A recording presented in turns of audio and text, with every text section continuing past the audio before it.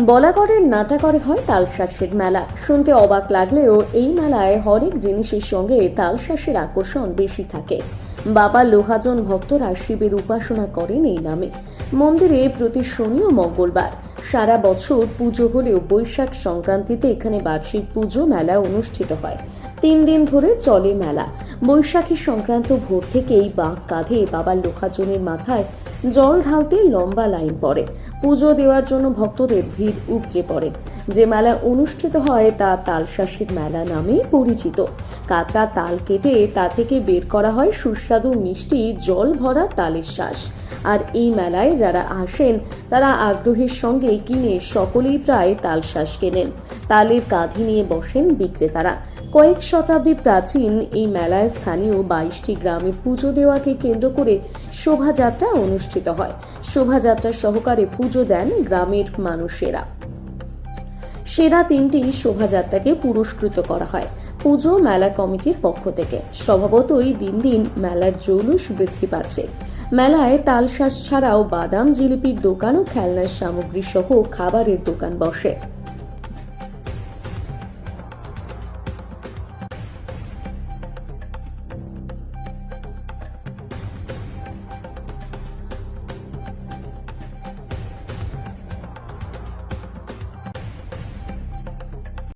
তালশাঁস কিনলেন মেলায় এসে। হ্যাঁ হ্যাঁ, কত বছর আসছে মেলায়? এটা তো আমাদের দেশীয় মেলা, আমরা প্রতি বছরের জন্য এখানে স্থানীয় আসি। মানুষ হ্যাঁ হিসেবেও তালশাঁস কিনছেন।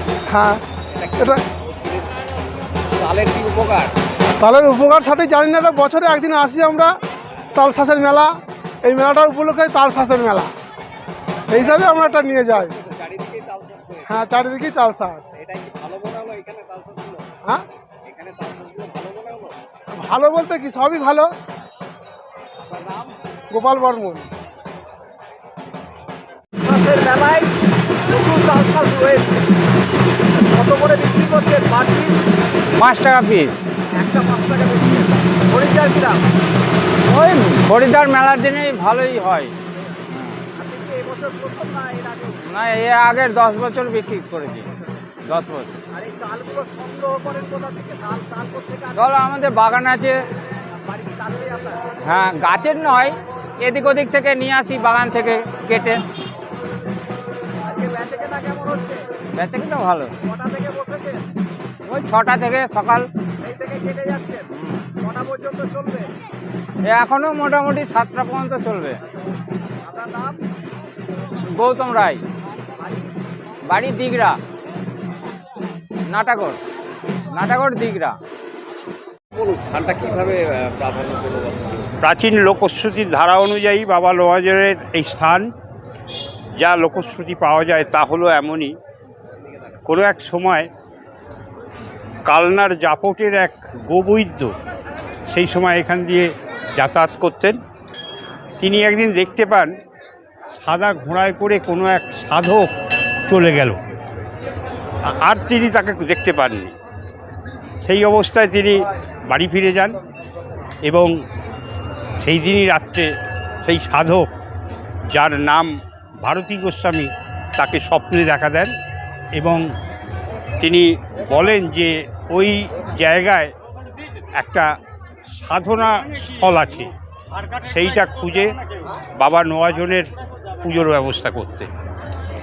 সেই সময় পরের দিনই সেই গোবৈদ্য এসে স্থানীয় নাটাগড়ের বাসিন্দাদের বলে এবং তারা সেই স্থানটা খুঁজে পায়।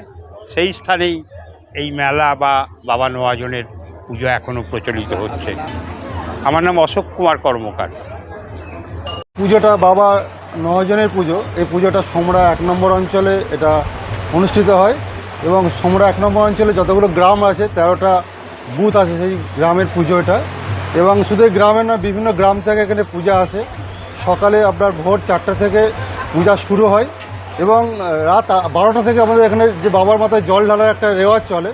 বিভিন্ন ভক্ত আছে যারা, রাত 12টা থেকে শুরু হয়, বেলা 11টা-12টার মধ্যে ব্যাপক একটা ভিড় থাকে। জল এটা হচ্ছে বৈশাখ মাসের 31শে বৈশাখ, একটা নির্দিষ্ট দিন, ওইটাই হয় 31শে বৈশাখ। কোনো মেলা হচ্ছে, এটাকে কেন বলছে?